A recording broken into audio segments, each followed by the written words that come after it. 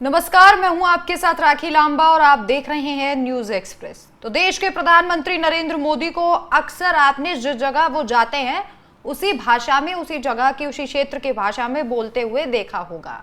और प्रधानमंत्री उस राज्य से, उस क्षेत्र से अपना खास जुड़ाव भी बता देते हैं। कोई ना कोई स्टोरी उनके पास जरूर होती है, या तो वो बचपन की स्टोरी होगी या फिर उनके स्ट्रगल्स डेज की स्टोरी होगी, लेकिन कहानी उनके पास जरूर होगी।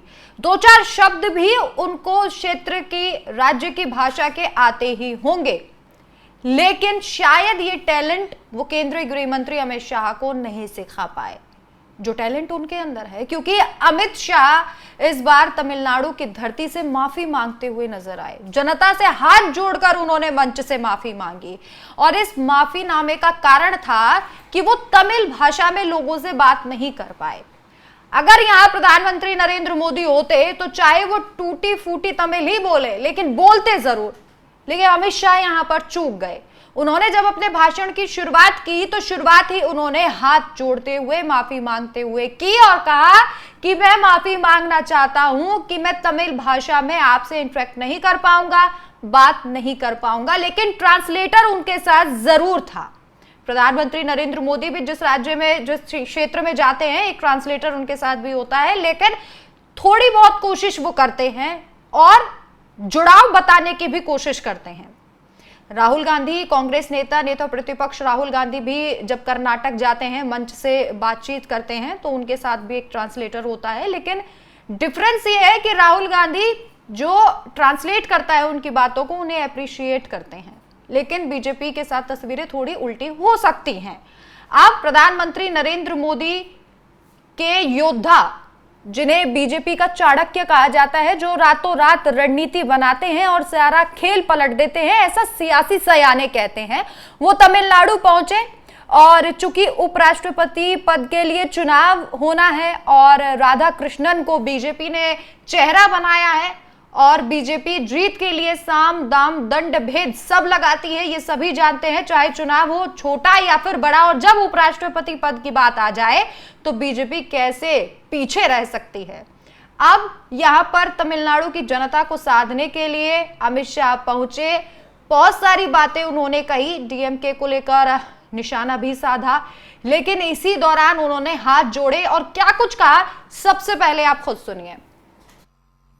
सबसे पहले मैं तमिलनाडु की धरती पर महान तमिल भाषा में बात नहीं कर पा रहा हूं, इसलिए आप सभी की क्षमा मांगता हूं।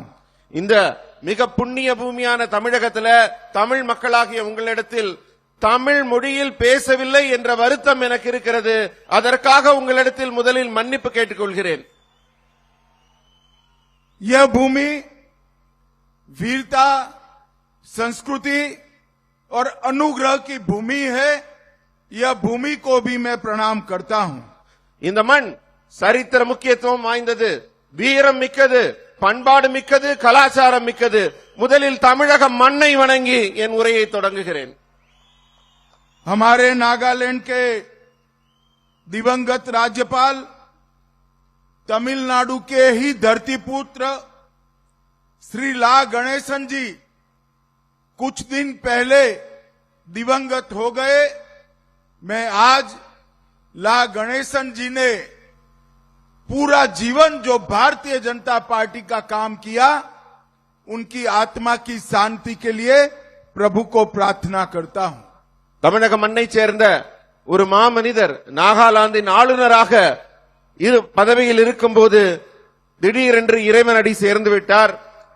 தன் வாழ்க்கையே பாரதிய ஜனதா கட்சிக்காக தியாகம் செய்த அந்த மாமனிதரின் ஆன்மா அமைதி பெற வேண்டும் என்று அவருக்கு நினைவஞ்சலி செலுத்தி நான் இங்கே என் உரையை தொடங்குகிறேன். सबसे पहले मैं देश के प्रधानमंत्री नरेंद्र मोदी जी और पार्टी अध्यक्ष श्रीमान नड्डा जी को धन्यवाद करना चाहता हूं कि हमारे तमिलनाडु के ही नेता सीपी राधाकृष्णन जी को उपराष्ट्रपति पद का प्रत्याशी बनाया है। तो हाथ जोड़कर तमिलनाडु की जनता से माफी मांगना और उपराष्ट्रपति पद के लिए बीजेपी उम्मीदवार का नाम लेना, मोदी जी और नड्डा जी का धन्यवाद करना। अमित शाह ने राजनीतिक गोटियां सेट कर दी उपराष्ट्रपति पद के चुनाव के लिए। इसके अलावा भी अमित शाह ने अपने भाषण में बड़ी बड़ी बातें कही, जिसे जनसत्ता ने छापा है अपने आर्टिकल में। वो आपको बता देते हैं एक बार कि अमित शाह के भाषण की सबसे बड़ी बातें क्या थी। अमित शाह ने तमिलनाडु में कहा कि पहलगाम के हमले के बाद प्रधानमंत्री नरेंद्र मोदी ने अपने वादे के अनुसार पाकिस्तान में आतंकवादी ठिकानों को नष्ट किया। तो अब हर मंच से बात होगी पहलगाम हमले की। चलिए आगे बढ़ते हैं। संविधान संशोधन विधेयक को लेकर उन्होंने रैली में आए लोगों से पूछा कि क्या किसी को जेल में रहकर सरकार चलानी चाहिए।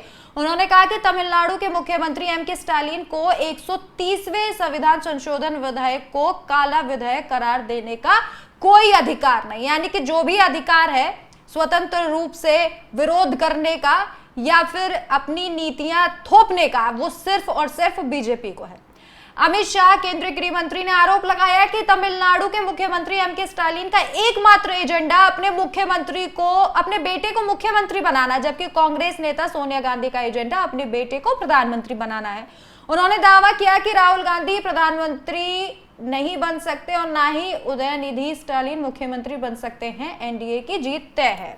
तो कभी सोनिया गांधी ने यह कहा नहीं कि राहुल गांधी देश के प्रधानमंत्री बनेंगे। राहुल गांधी ने कभी कहा नहीं कि उन्हें देश का प्रधानमंत्री बनना है।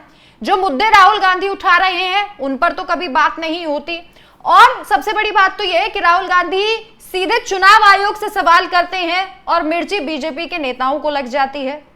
और इसके बावजूद ये कहा जाता है कि सोनिया गांधी राहुल गांधी को प्रधानमंत्री बनाना चाहती है। राहुल गांधी भी चाहते हैं देश का प्रधानमंत्री बनना।